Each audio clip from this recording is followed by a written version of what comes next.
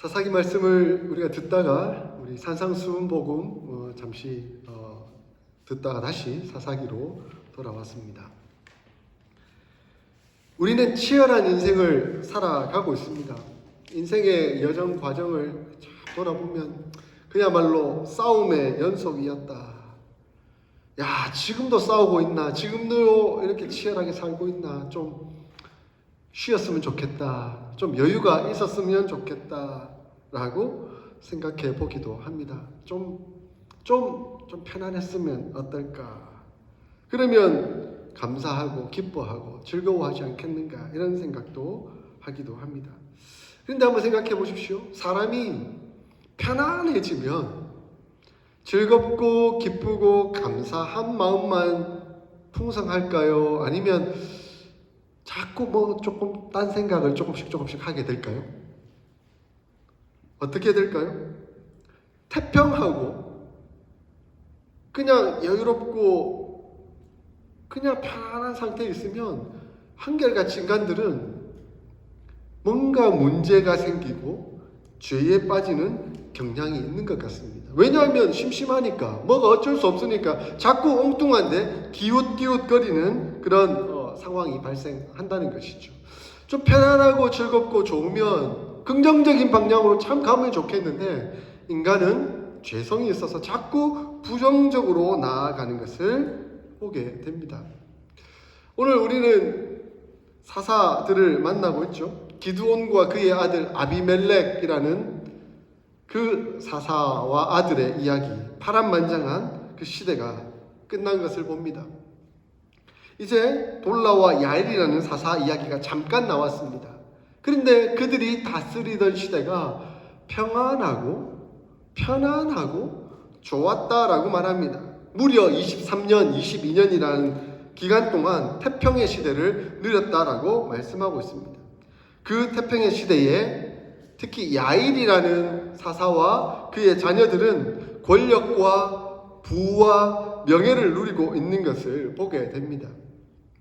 여러분, 이렇게 권력과 부와 명예를 잘 누리고 있으면 편안하고 좋죠. 그러면 그에 걸맞게 잘 준비되고 행복하고 즐거운, 그리고 혹시 미래에 어떤 잘못된 삶의 어떤 어려움이 닥치지는 않을까 대비하면서 준비하면 좋겠는데 그렇지 않는 모습이 드러나는 것을 봅니다. 우리 신약 성경에 와서 야고보 사도는 뭐라고 말씀합니까? 너희 중에 고난당하는 자가 있느냐? 저는 기도할 것이요. 즐거워하는 자가 있느냐? 저는 찬송할지니라 라고 말씀하고 있습니다. 너희는 어느 순간 어느 때나 어느 상황 속에서도 하나님을 생각하고 고난 때에는 하나님 이 고난을 이기게 해주십시오라고 기도하고 즐겁고 평안할 때는 하나님 감사합니다라고 찬송하고 하나님과 교제를 누리며 기쁨 가운데 생활하라라고 말씀해 주고 있습니다. 그러므로 우리는 고난을 당할 때나 치열한 삶을 살 때나 좀 여유롭고 느긋할 때나 동일하게 하나님만 바라보고 하나님과 의지하며 하나님과 동행하는 삶을 살아가야 되는 것이죠. 그럴 때 우리는 장차 혹시라도 또 다른 고난과 어려움이 온다 할지라도 넉넉히 이겨낼 수가 있기 때문에 그렇습니다. 그런데 사람들은 참 편안해지면 이 나태와 안일에 빠지게 됩니다. 결국 점점 하나님을 찬송하는 일은 잊어버리고 그냥 자기 즐거움에 빠져서 여기 기웃 저기 기웃 하다가 죄에 빠지는 성향이 나타날 수가 있다는 것이죠. 사실 태평은 누가 주신 겁니까? 편안은 누가 주시는 겁니까? 하나님이 주시는 것이죠. 하나님이 주셨기에 하나님을 생각하면 감사함으로 늘 한결같이 나아가면 됩니다. 그런데 하나님을 잊어버리는 것이죠. 편안해지니까. 그래서 하나님을 찬송하고 감사하기보다는 죄를 짓고 우상에 기웃거리는 상황이 벌어지게 되는 것이에요. 우상 숭배란 하나님이 주신 선물을 즐기면서도 그 선물 주신 하나님께 감사하고 기뻐하는 것이 아니라 하나님이 아닌 다른 것에 자꾸 기웃기웃하는 것, 그것이 바로 우상 숭배입니다. 오늘 본문 10장 6절을 보니까 이스라엘 자손이 악을 행하여 바알들과 아스다롯과 아람의 신들과 시돈의 신들과 모압의 신들과 암몬의 신들과 블레셋 사람의 신들을 섬기고. 아니, 전에는 바알과 아세라 정도만 나왔는데 오늘은 막 갖가지 신이 다 나오고 있습니다. 이스라엘이 평안해지고 좋아지니까 하나님이 주신 그 태평이 생기니까 하나님 바라보기보다는 자꾸 기웃기웃하다가 이제는 바알과 아세다롯만이 아니라 이 신 저 신 이 신 저 신 온갖 신을 다 끌어들여 가지고 여기 기웃 저기 기웃하면서 그들을 섬겼다라고 말합니다. 이제는 하나님도 섬기고 바알도 섬기는 혼합주의가 아니라 이제는 하나님은 버려버리고 다른 신들만 섬겼다. 완전 다신론이 되어버렸다라고 말씀하고 있습니다. 이러한 이스라엘 어떻게 해야 됩니까? 아이고 잘 살고 있네, 똑바른 길 가고 있네, 내버려 둬야 됩니까? 아니죠. 하나님은 사랑하는 자녀라고 한다면 버려버리지 아니하시고 유기하지 아니하시고 매를 드십니다.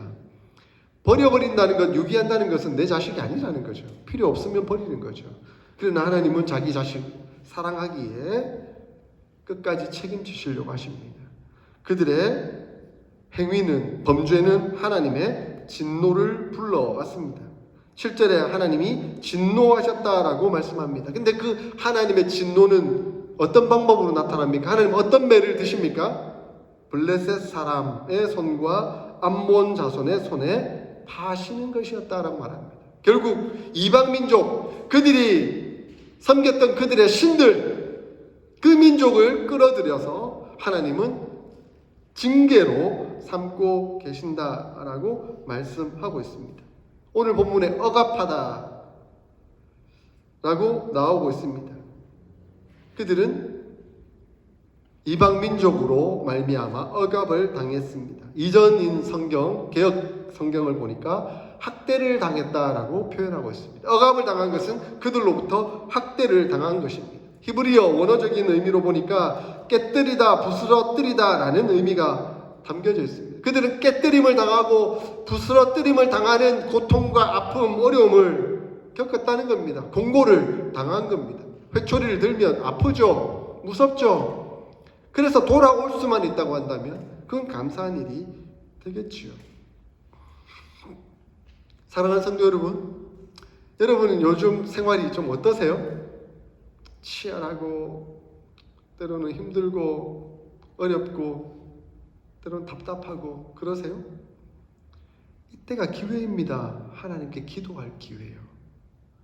하나님 기도를 요청하십니다. 더욱 기도하라고. 나와 더 가까이 있자. 나와 더 교제하자. 내가 너에게 은혜를 베푸겠다. 하나님 그렇게 말씀하고 계십니다. 혹 여러분 이제는 좀 안정을 찾고 좀 평안하고 즐겁고 좋으세요? 하나님 말씀하십니다. 내게 찬양하고 나와 교제하고 나와 즐겁게 누리자. 하나님 그렇게 말씀하고 계세요. 근데 태평의 시대가 되면 뭔가 자꾸 딴 데 기웃기웃하다가 범죄에 빠지는 상황들을 보게 되는 거예요. 제가 통계 자료를 하나 봤어요. 남성의 불륜 연령별로 언제가 가장 불륜이 많이 일어나는 때인가? 저는 젊음의 때에 제일 불륜이 많이 일어날 거라고 생각해요. 결혼을 했는데 젊음의 때 피가 막 거꾸로 흐르고 혈기왕성하니까 그때에 엄한 짓을 할 거라고 생각했는데 아니에요. 20대는 25%, 물론 있죠. 30대는 29%, 40대는 36%, 50대는 50%가 넘었어요. 언제 제일 큰 범죄, 불륜이 일어납니까? 50대가 되니까 일어난다는 거예요. 제가 이제 50대가 됐는데 이제 힘도 좀 떨어지고 그런데 오히려 인간적인 생각들을 더 많이 하게 되는 상황이 발생하게 됐다는 거예요. 왜? 20대는 치열하거든요. 경쟁 속에서 치열해야 되고 또 이제 결혼하고 이제 자녀 놓고 오면 그 자녀에 막 기른다고 정신없고 그때는 돈도 없잖아요.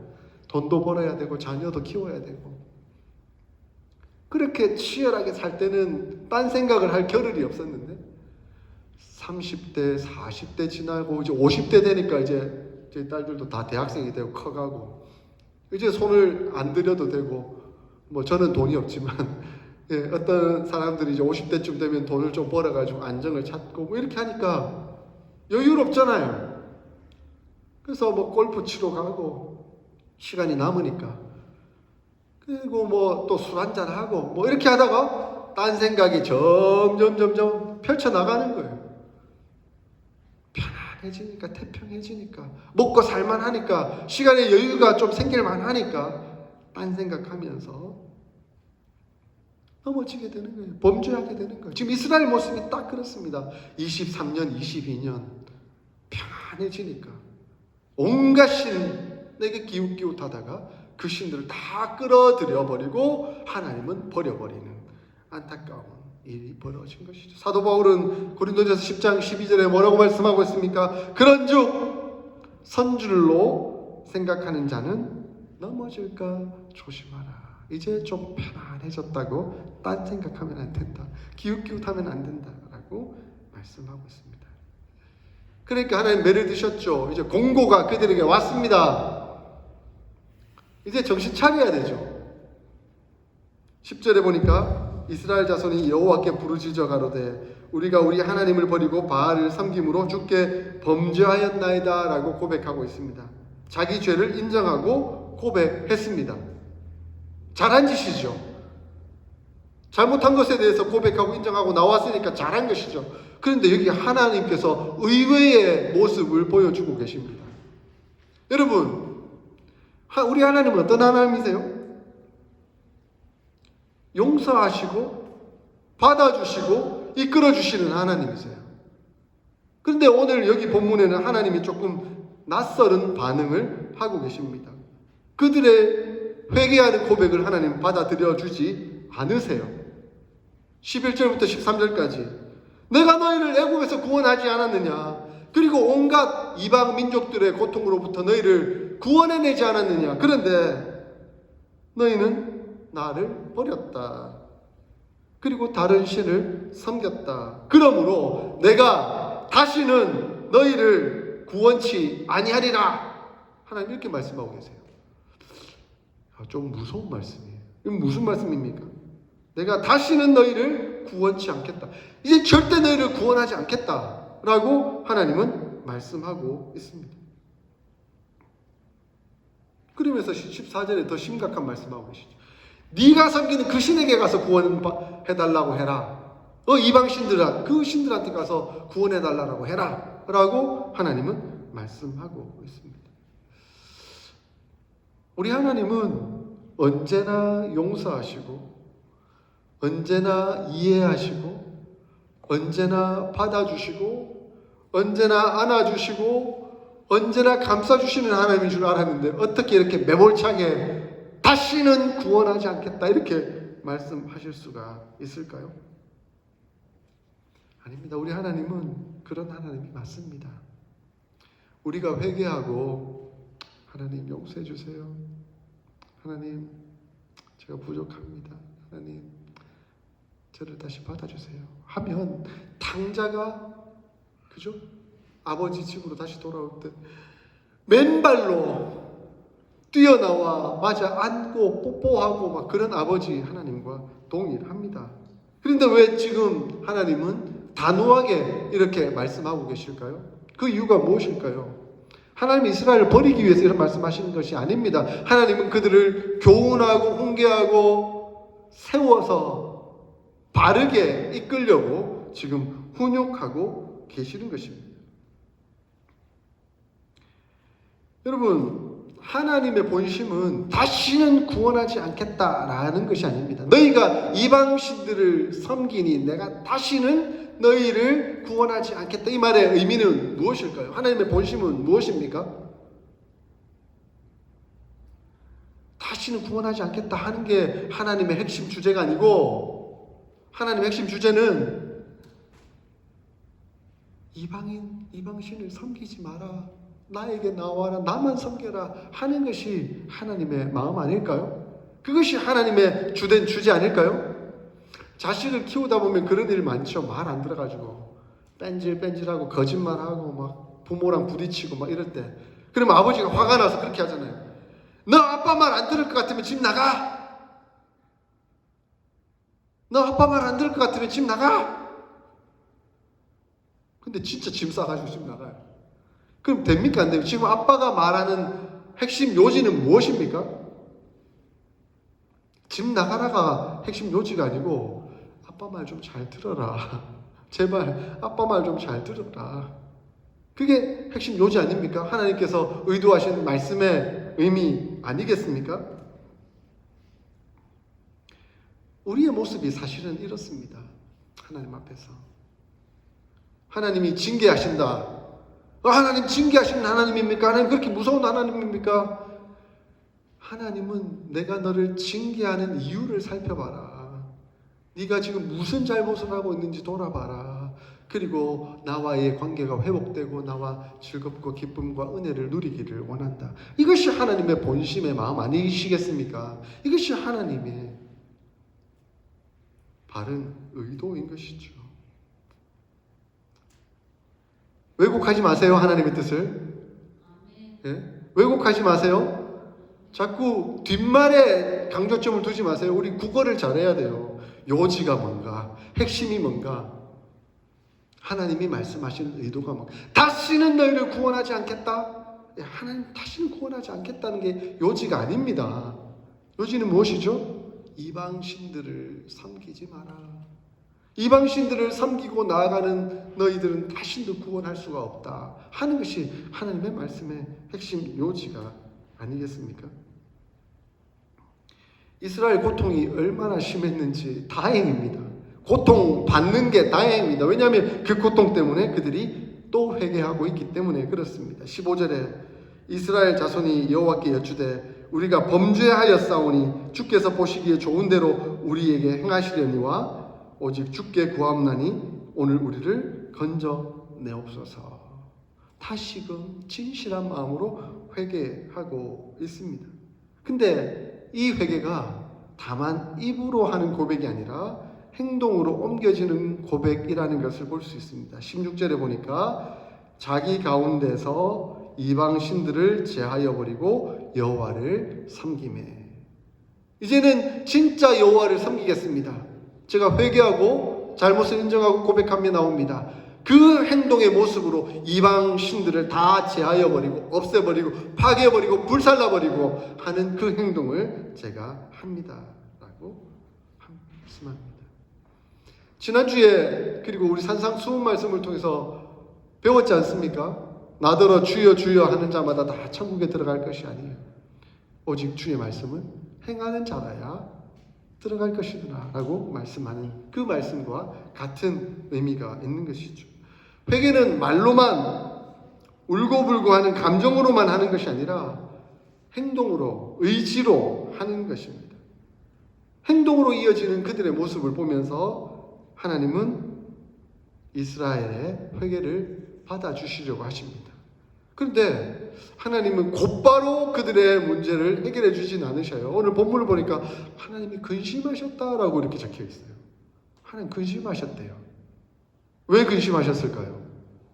지금 곧바로 그 문제를 해결해 주면 좋을 텐데 하나님은 곧바로 문제를 해결해 주시지는 않으시면서 하나님 스스로 근심하셨어요. 하나님 근심하셨다는 것은 자녀의 잘못을 보면서 화가 났지만 그 화낸 것을 자녀에게 표현하긴 했지만 얼마나 하나님이 가슴 아파하시는가 하는 것을 보여주는 의미입니다. 우리 하나님은 이스라엘을 건져내실 거예요. 그러나 지금 당장 건져내시진 않습니다. 교훈하는 과정이 있으니까요. 그를 훈육하는 과정이 있으니까요. 그를 세워야 하는, 훈련시켜야 하는 과정이 있으니까요. 그래서 군대 입대하자마자 해병대 들어갔는데 너무 힘들어가지고 아이고 하나님 너무 힘드네요. 이 훈련이 너무 힘드네요. 그러니까 바로 제대해라 이렇게 하는 게 아니라 훈련 끝까지 잘 참고 잘 받고 난 다음에 그 다음 제대해야 되지 않겠느냐 하는 말씀과 같은 의미겠죠. 끝까지 참고 인내하도록 하나님은 요청하십니다. 이스라엘이 또 배반하실 것은 하나님 알고 있습니다. 그러나 그 연약함 가운데서도 훈련되고 성숙되어서 또 발전하고 또 발전하고 또 더 하나님께 더 가까이 나오기를 하나님 원하시는 것이죠. 그러므로 하나님은 자기 백성이 고통하며 아파하는 것을 보시면서 이렇게 팔짱 끼고 보면서 아이고 뭐 이렇게 즐기시는 분이 아니라 함께 아파하시고 함께 고통하시는 분이심을 말씀해 주고 있습니다. 여러분 고통하고 힘드세요? 하나님 보고 계십니다. 치열하게 지금 싸우고 계세요? 하나님 보고 계십니다. 하나님 놀고 계시는 게 아니에요. 근데 하나님 보시면서 함께 아파하시고 함께 위로하시고 함께 도와주고 계십니다. 아멘. 그 하나님 믿고 바라보고 의지하며 나아가야 합니다. 그래서 하나님은 지금 고통하시면서 근심하시면서 하나님의 때에 하나님의 방법으로 이룰 것을 준비하고 계세요. 근데 하나님은 참 우리가 인간사에서 정말 하나님의 방법으로 정말 기적과 같은 신비로운 방법으로 그렇게 해결해 주시면 좋겠는데 하나님 그렇게 하지는 않으시더라고요. 차근차근 또한 필요한 자기 사람, 자기 백성을 사용하셔서 그 일들을 이루어 가고 계십니다. 그래서 하나님은 하나님의 뜻을, 하나님의 방법을 이룰 사람들을 찾고 계십니다. 17절에 그때의 암몬 자손이 모여서 길르앗에 진쳤고 이스라엘 자손도 모여서 미스바에 진쳤다라는 말씀이 나옵니다. 이제 그들과의 전쟁을 통해 이제 승리하면서 그 고난에서 벗어나도록 하기를 원하시는데 하나님은 하나님이 사용될 그 군사 용사를 찾고 계시는 것입니다. 그런데 안타깝게도 모이긴 모였는데 지금 군사로 준비된 자가 없다는 것을 오늘 본문은 표현해 주고 있어요. 히브리어 원문으로 보고 제가 그 다음 영어 성경으로 봤는데요. 암몬 자손이 모였다라고 한 영어 본문을 보니까 그들은 arms and camped라고 되어 있어요. 그들은 무장하였고 그리고 진쳤다 이렇게 표현하고 있어요. 그런데 이스라엘은 assembled and camped라고 적혀 있어요. 다만 무장돼서 모인 게 아니라 그냥 모였대요. 그러니까 용사로 준비가 안 된 거예요. 적이 쳐들어오니까 그냥 모여서 어떻게 하나 그렇게 진을 쳤다 이렇게 말하고 있습니다. 무엇을 의미합니까? 이 말은 모이긴 모여서도 군대를 이끌 만한 용사도 없고 그리고 실제로 군대로 준비된 자들도 없다는 겁니다. 근데 하나님은 말씀하세요. 18절에 이러한 상황 속에서 누가 먼저 나가서 싸우랴? 누가 먼저 나가서 싸우랴? 준비된 자를 찾고 계신다라고 말씀하고 있습니다.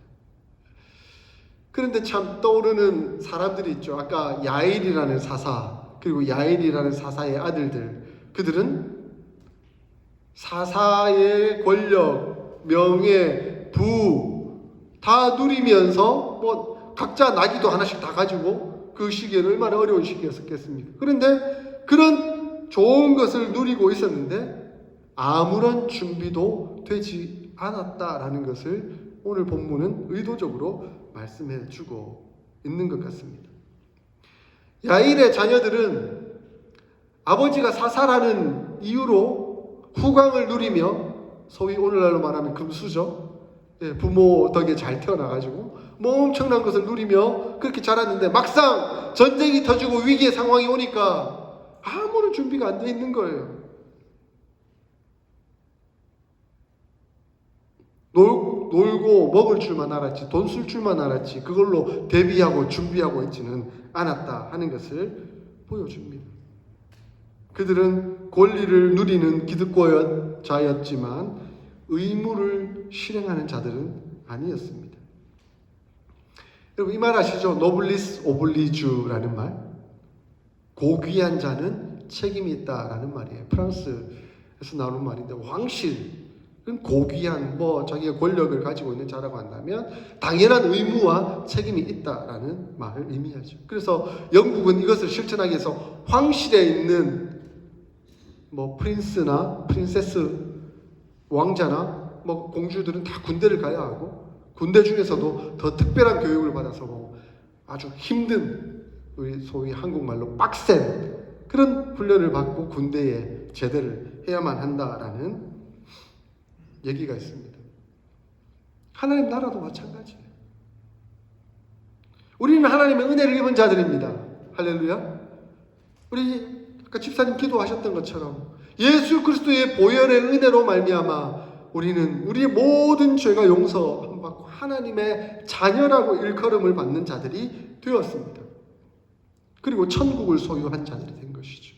이러한 놀라운 특권을 얼마나 귀합니까? 얼마나 감사합니까? 이 특권이 우리에게 주어졌다는 것은 또한 그 특권에 맞는 의무도 우리에게 주어졌다는 것을 의미합니다. 예수님은 말씀하셨죠. 너희는 세상의 소금이라 빛이라. 소금과 빛과 같은 아름다운 엄청난 그 권한, 그 권리를 너희들이 갖고 있다라고 말씀하십니다. 이것은 또한 너희가 세상의 소금의 역할을 감당하고 빛의 역할을 감당해야 하는 그런 의무가 있다라는 것을 동일하게 말씀하고 있는 것입니다. 누가 먼저 나아가서 싸우랴? 우리는 지금 치열한 삶을 살면서 훈련되고 있습니다. 혹시라도 좀 여유롭고 평안하고 태평의 시대를 살고 있다면 더 잘 준비합시다. 위기의 때에, 위기의 상황 속에서 누가 먼저 나가서 싸우랴라고 물으실 때에 주님 내가 여기 있습니다. 주님 내가 여기 있습니다. 내가 용사로 준비되었습니다. 평안할 때에 하나님을 찬송하고 준비하며 기도하며 훈련된 그런 준비를 하였습니다. 어제로서 우리 청년들 성경 공부를 잘 마쳤습니다. 종강을 했습니다. 우리 뭐 종강 한다고 뭐 짬뽕도 만들어 먹고 뭐 좀 즐거운 시간을 가졌는데, 종강하면서 사도 바울의 마지막 이야기를 좀 보았었어요. 3차 선교 여행을 마치고 사도 바울이 예루살렘으로 돌아가는데 하나님께서 성령을 통해서 그에게 감동을 주셨어요. 예루살렘으로 돌아가면 내가 온갖 곤난과 곤고와 핍박을 당할 것이고 잡힐 것이다. 그래서 에베소 장로들이 바울을 만나러 와서 안 돌아가면 안 되겠습니까? 예루살렘으로 가면 뻔히 잡힐 것을 다 아는데 안 돌아가면 안 되겠습니까? 라고 간청합니다. 그때 사도 바울이 뭐라고 고백한 줄 압니까? 사도행전 20장 24절. 나의 달려갈 길과 주 예수께 받은 사명 곧 은혜의 복음을 증거하는 일을 마치려 하면은 나의 생명을 조금도 귀한 것으로 여기지 아니하노라. 준비된 용사로서 누가 먼저 나가서 싸우랴?